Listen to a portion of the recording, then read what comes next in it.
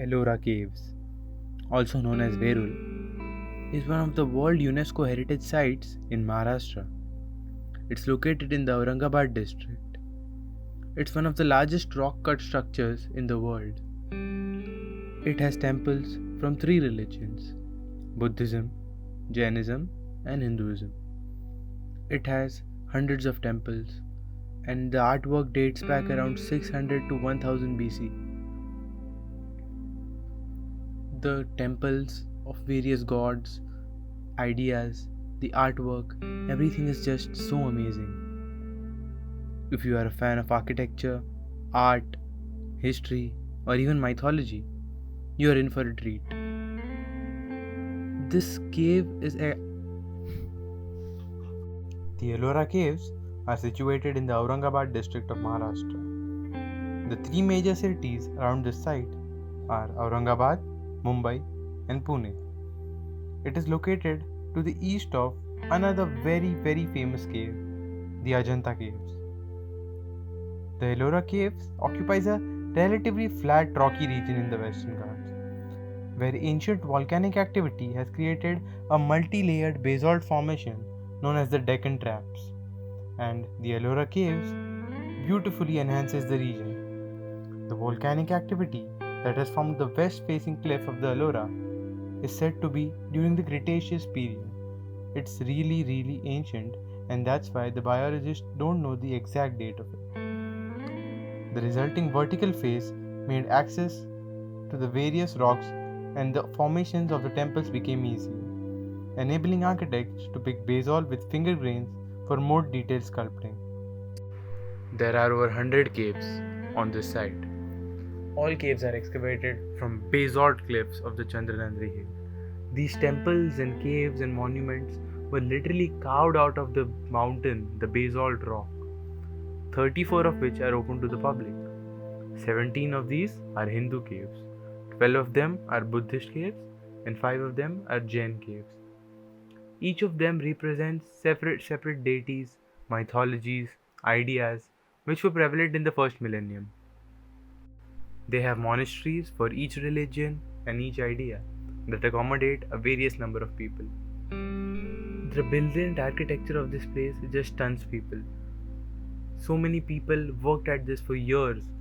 It is speculated that it took around 200 years to make all of these caves. The intricate architecture, the subtle details in the statues and the carvings is just marvelous. Ellora, also called as Verul or Allura, is a short form of the ancient name Ilorpuram. The older form of the name has been used in ancient references such as the Baroda inscription of 1812 CE, which mentioned the greatness of this architecture, the greatness of the hill built by Krishna Raja at Alapura. The architecture and the inscription of the Kailasa temple has also been praised in various scriptures. In the Indian tradition, each cave has a suffix Gaha. All along the walls of the caves are inscriptions and artworks of the famous epics Mahabharata and Ramayana. It shows the struggles of Lord Ram from him in the Vanvas to killing Ravan. Ellora caves have been built by the Rashtrakuta dynasty and the Yadav dynasty. The Hindu caves and the Buddhist caves were made by the Rashtrakuta dynasty, while the Jain caves were made by the Yadav dynasty. The study in detail of these caves started during the British colonial rule. Different styles of architecture in the Buddhist, Hindu, and Jain caves has made it difficult to agree upon a chronology of their construction. There is a dispute between archaeologists whether which caves were built first. Some say the Buddhist caves were built first, while some say the Hindu caves were built first. The study is going on by comparing these structures to the other temples and structures in the Deccan region. However, there is a broad consensus that almost everyone agrees that there were three phases of construction. The first phase, that is from 550 to 600 CE, was a Hindu temple phase. Then, from 600 to 730 CE, the Buddhist temples were built. And then the last phase was 730 to 950 CE, in which the rest of the Hindu and Jain temples were built. There is some speculation that the earlier caves were built during the Vataka dynasty. As they have also built the Ajanta caves, this speculation has been expected by many of the people.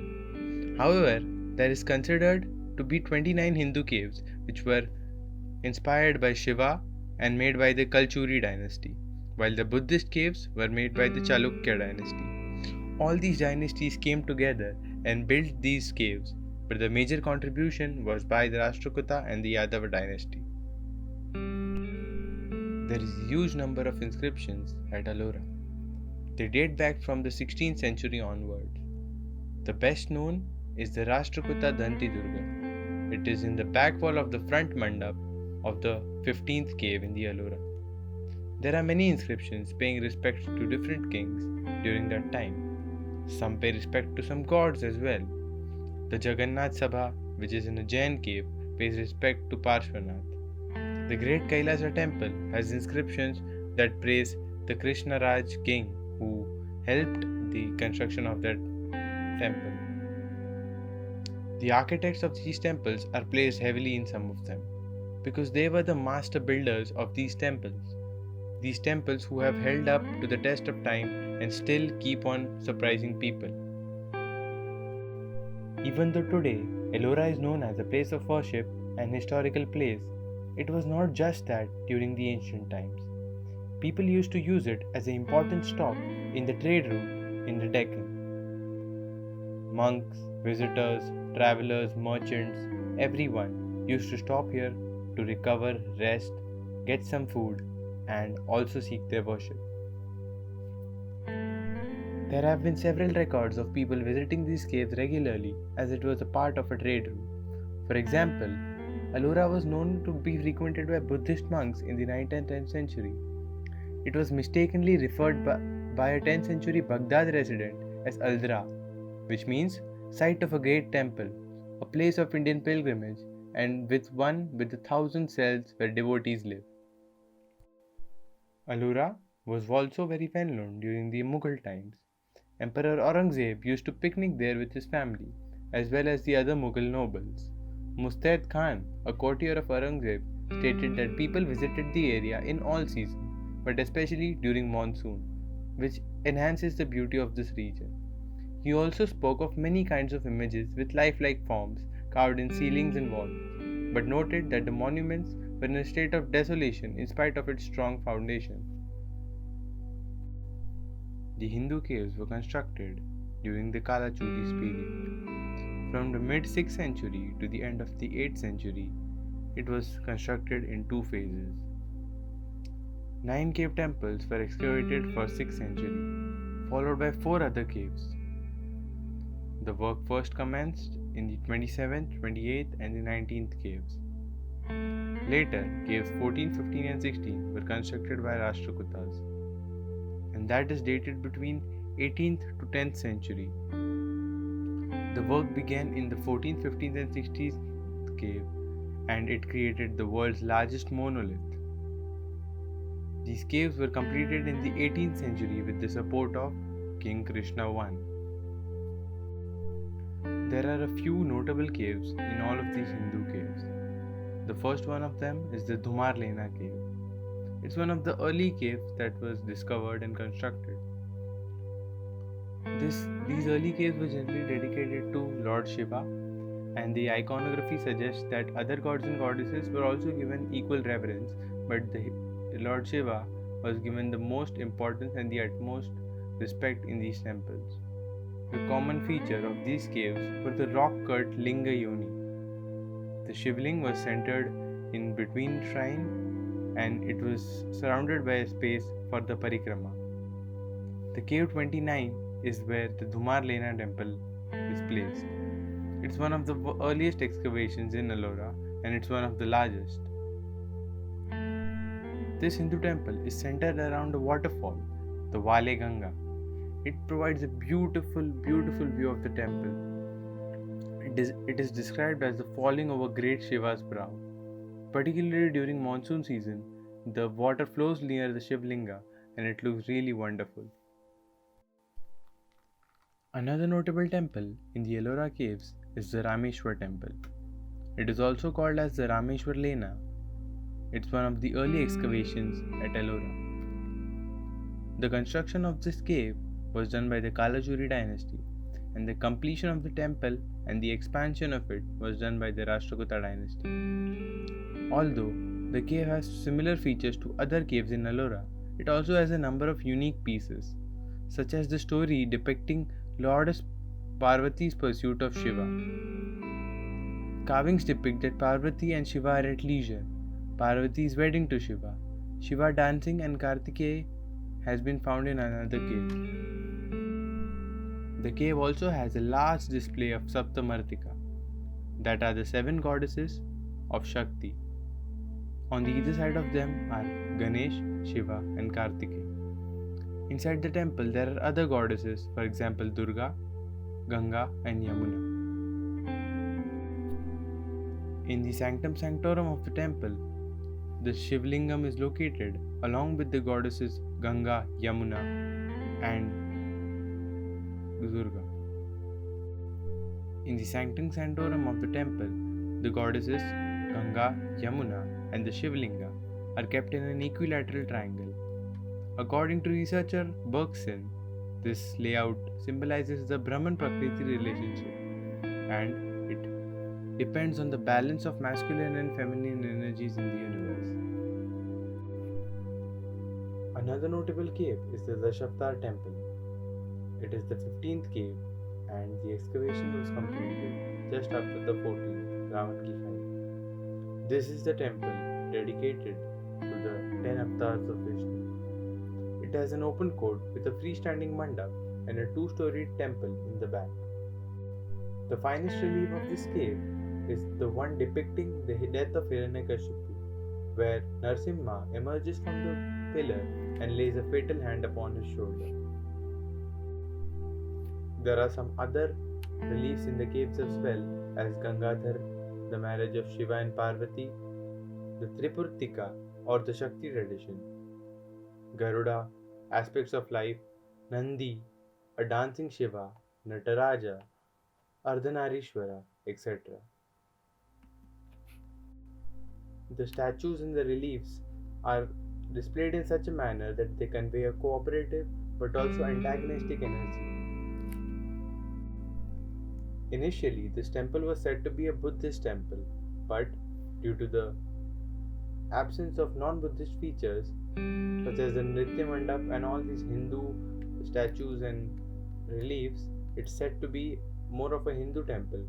But some of the Buddhist elements come from the architects that used to work on Buddhist temples and Hindu temples at the same time. The cave 16th, also known as the Kailasa temple, is one of the most notable temples in the world, not just in India or Ellora. And it's not just because of its size and architecture, which both of them are equally amazing, but the fact that it has been carved out of a single rock is just mind-boggling to many people. The entire temple has been carved out of a single mountain basalt rock. The intricate architecture, the details that have sustained through centuries of attacks and the time wearing on it was carved out of a single rock. The Kailasa temple is inspired by Mount Kailash. It is dedicated to Lord Shiva. It is modeled similarly to the other Hindu temples with a gateway, an assembly hall, a multi-story main temple surrounded by a number of shrines laid across the square principle. It is an integrated space, and the sanctum sanctorum where the linga resides is the spire shaped like Mount Kailash. Everything is carved from one rock. There are other shrines that are cut from the same rock that are dedicated to Ganga, Yamuna, Saraswati, and the 10 avatars of Vishnu. There are Vedic gods too, like Indra, Agni, Vayu, Surya, Usha, and also non-Vedic deities like Ganesh, Ardhanarishwara, Harihara, Annapurna, Durga, and others. It's a freestanding structure and a multi-level temple complex, and it covers the area twice the size of the Parthenon in Athens, Greece. It is estimated that the workers and the artist removed 3 million cubic feet of stone, weighing approximately 200,000 tons, to excavate the temple. The construction of this temple has been attributed to the Rashtrakuta king Krishna I, but there are also elements of Pallava architecture. Dravidian influence has also influenced the temple's architecture. The image of Lord Shiva and Nandi stand at the front porch of the temple. The two walls of the main temple depict the carvings of Mahabharata and Ramayana. Mahabharata on the north side, Ramayana on the south side. The Kailasa temple is considered to be a highly notable example of the construction from the first millennium. It was also called by Carmel Bergson as the wonder of the world among rock cut monuments. The other Hindu caves, like Ravan Ki Khai, which is in cave 14th, Neelkantha, which is in cave 20, and the Surya Mandir in cave 25, are also some other notable Hindu temples. There are many theories around the construction of Ellora caves, like the Kailasa temple, for example. It has been carved out of a single rock. Even by today's engineering standards, that's very difficult to do. And the fact that they made it in the first millennium is just marvelous. Archaeologists and scientists believe in many theories. Some of them are really bizarre. Some of them include the extraterrestrial activities, aliens, etc. People don't know how this is going to play out, but there are theories. For example, the Ellora caves, the Kailasa temple in the Ellora caves took 18 years to build. In those 18 years, workers had to work 12 hours a day. But even then, if they work 12 hours a day, they'll have to excavate 15 tons of rock per day, which is impossible by those times of standards. It's even difficult by today's standards. So, the theory suggests that there is some kind of extraterrestrial intervention in the construction of such intricate architecture and design. There are also speculations of secret tunnels or labyrinths under the Ellora caves, where all of these secrets might be hiding. No one really knows the case that what happened, but still, many famous scientists have been backing this. The laser-like precision in the architecture suggests that there was some sort of very advanced engineering and technology used over there. What happened? No one really knows. Guess we'll never know. Jain monumental caves. At the north end of Ellora are the 5 Jain caves belonging at the Digambara sect, which are excavated in the 9th and the early 10th centuries. These caves are smaller than the Buddhist and the Hindu caves, but nonetheless feature highly detailed carvings. The works at the Jain temples include carvings of god and goddess, Yaksa, which is male nature deity, Yaksi, which is female nature deity, and human devotes prevalent in Jain mythology. There are subtotal of 5 caves constructed during Jain monuments. According to a Sanskrit scholar and historian, Jose Pereira, the 5 caves were actually 23 distinct excavations over different periods. Talking about 23 distinct excavations, 13 of these are in Indra Sabha, 6 are in Jagannatha Sabha, and rest are in Chota Kailash. Particularly important Jain shrines are the Chota Kailash, the Indira Sabha, and the Jagannath Sabha. The Chota Kailash, respective of cave number 30, consist of 4 excavations. The Indira Sabha, respective of cave number 32, consists of 13 excavations, and the Jagannath Sabha, respective of cave number 33, consists of 4 excavations. The Chota Kailasha or the Little Kailasha is so named due to the similarity of the carvings to those in the Kailasha temple. This temple was likely built in the early 9th century. Concurrent with the construction of the lower level of the Indira Sabha, some decades after the completion of the Kailasha temple. Cave number 31 is an unfinished 4-pillared hall. Cave number 34 is a small cave which can be accessed through an opening in the left side of the cave number 33. The Indira Sabha, excavated in 9th century, is the 2-story cave with the monolithic shrine in its court. 19th century historians confused the Jain yakas for alternate images of Indira that were found in Buddhist and Hindu artworks, thus leading to the temple being given the misnomer Indira Sabha. The Jain caves contain some of the earliest Samavasarna images among its devotional carvings. The Jagannatha Sabha is the second largest Jain cave at Ellora and dates at 9th century according to the inscriptions on the pillars. Is a two It is a 2-story cave with the 12 massive pillars and elephant heads projecting towards a porch, all carved from a single rock. Buddhist caves are located on the southern side and were built either between 630 to 700 Common Era. It was initially thought that the Buddhist caves were the earliest structures that were created between the 5th and the 8th centuries.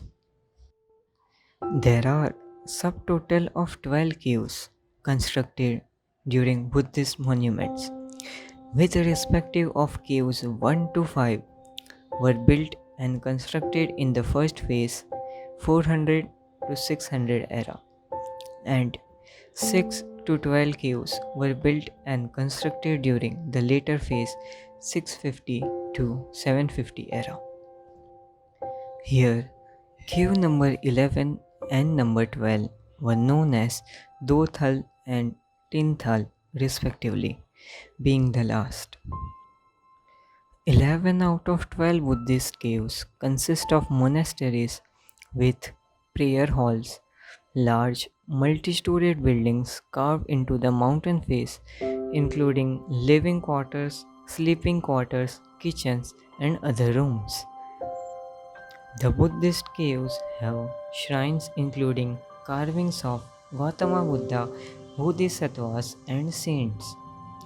In some of these caves, sculptures have endeavored to give the stone look of the wood. Cave number 5, 10, 11, and 12 are architecturally important Buddhist caves. Cave number 5 is unique among the Ellora caves, as it was designed as a hall with a pair of parallel refractory benches in the center and a Buddha statue in the rear. Cave number 1 through cave number 9 are all monastery caves, while cave number 10, the Vishwakarma cave, is the major Buddhist prayer hall. Cave number 11 and cave number 12 are 3-storied Mahayana monastery caves, with idols, mandalas carved into the walls, and numerous goddess and bodhisattvas related iconography belonging to Vajrayana Buddhism. These are the compelling evidence to suggest that Vajrayana and Tantra ideas of Buddhism were well established in South Asia within the 8th century Common Era. Each year, around 25 lakh tourists visit Ellora caves. Ellora caves are the mystery in their own right. These caves are made by Indian kings who relatively own religion, but the caves here attract more with his shape. If you wanna go any religious place in Maharashtra, you must definitely visit the Ellora caves. This place will provide you with peace, knowledge, and many more things. Deep history of this place will never stop to amaze people and never will. It's a once in lifetime experience and it will always stay with you.